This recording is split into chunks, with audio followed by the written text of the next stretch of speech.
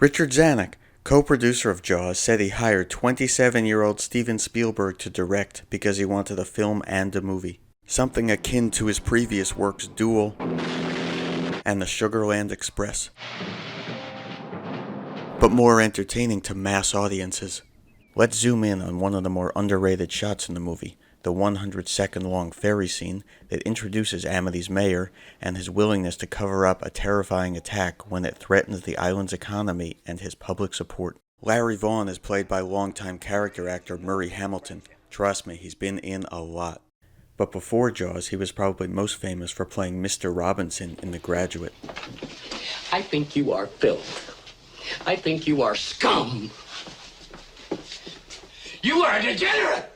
He was the first actor cast in Jaws because, according to screenwriter Carl Gottlieb, he would fit snugly into the smoothly corrupt but genuinely sincere character of Amity's mayor.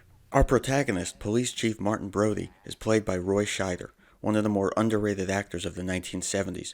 How's that? Like you're from New York. He was best known for starring opposite Gene Hackman in The French Connection a few years earlier, for which he was nominated for Best Supporting Actor. And Roy Scheider in The French Connection. Before Scheider was cast, Charlton Heston expressed great interest in the role, but Zanuck said the shark is the star, and Spielberg already wanted a more vulnerable, lesser-known actor. If people see Heston, they'll know the shark has no chance. He's already saving a Boeing 747 in Airport 75. He's saving Los Angeles in earthquake. He has conquered the air, the land, an entire planet full of apes. Take your stinking paws off me, you damn dirty ape! Can't we let someone else conquer the sea? Forgetting to mention that he also saved the Hebrews in ancient Egypt. Let my people go! As you can see, Heston's not exactly the vulnerable type. Anyway, Spielberg got who he wanted, and the film is better for it. One of the benefits of filming in a small location like Martha's Vineyard was that the cast and crew were literally close. Carl was there doing rewrites with Richard Dreyfuss, Robert Shaw, Roy Scheider, myself. It made it a joy to write for because you could talk with the actors about what they were going to say and they could supply suggestions because actors study their characters more than anyone else. It was the most collaborative process I have ever experienced in terms of actors making contributions to a screenplay. We see this natural dialogue throughout, especially in the ferry scene. So here we go, with Chief Brody about to close the beaches for probably the first time in Amity's history. It starts just 12 minutes in, and all we know is that a shark killed a young woman, and Brody is the new chief of police. We bought the house in the fall. This is summer. After learning from the medical examiner that it was a shark that killed, he determines to close the beaches and ensure the safety of anyone else out swimming. Brody enlists a ferry to reach. Bunch of Boy Scouts out on April date. Note that Brody knows the ferry driver's name.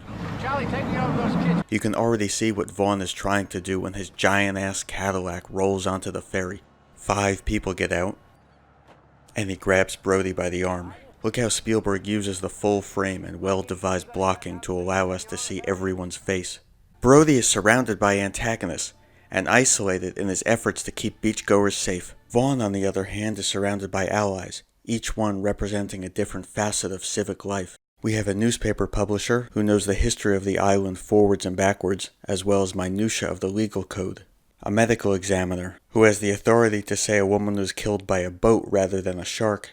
A select man, another lawmaker, and even Brody's deputy. Not to mention Vaughn himself, the island's top lawmaker and Brody's boss. The mayor's first method to prevent the closing of the beaches is simple intimidation. He has the backing of important people behind him, like the publisher, who is mirroring Vaughn's stance, either consciously or subconsciously, for further intimidation, and the medical examiner, who's about to change his own diagnosis from minutes earlier. Note that Brody's own deputy never actually comes to his defense. It's 5 against 1. His stance is open, perhaps too open, in allowing these men to influence his decisions.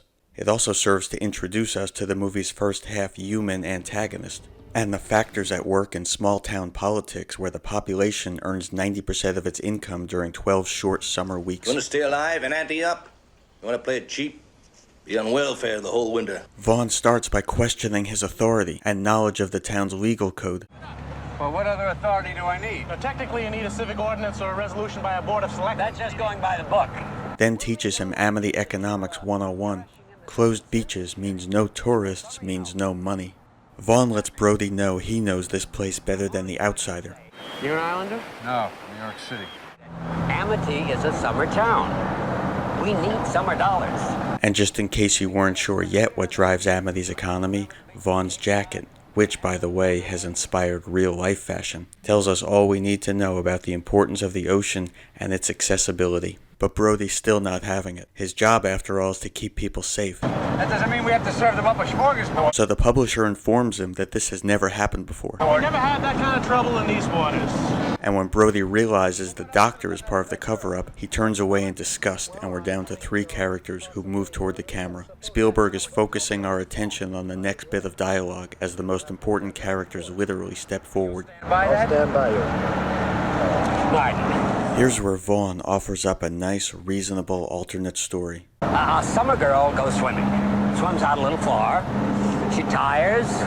Fishing boat comes along. It's happened before. I don't think you appreciate the gut reaction people have to these things. Harry, I appreciate it. I'm just reacting to what I was told. The publisher drops out, looking disappointed in Brody's stubbornness, but knowing Vaughn will find a way to change his mind. Focus is pulled on our most important characters as Vaughn utters the most important dialogue, resorting to simple human psychology. You yell barracuda. Everybody says, huh? What? You yell shark. We've got a panic on our hands on the 4th of July. Again, Brody's in charge of safety, and a panic, with an order of magnitude more people around due to the July 4th holiday, would ensure a dangerous situation. Okay, you can take us back now. Vaughn tells the ferry driver to take them back, without calling him by his name. He probably doesn't know it.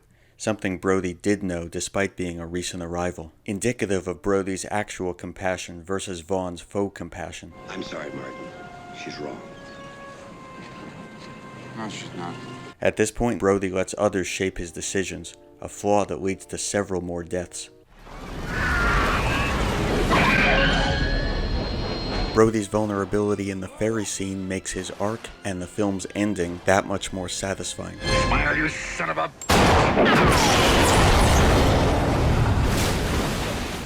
Instead of avoiding the problem, like he does with his kid's swings, Those swings are dangerous. Stay off there. I haven't fixed them yet. the broken picket fence, 8 and 9 year old. I'll call you in the afternoon. Okay, I promise. his aquaphobia, Doesn't make much sense for a guy who hates the water to live on an island either.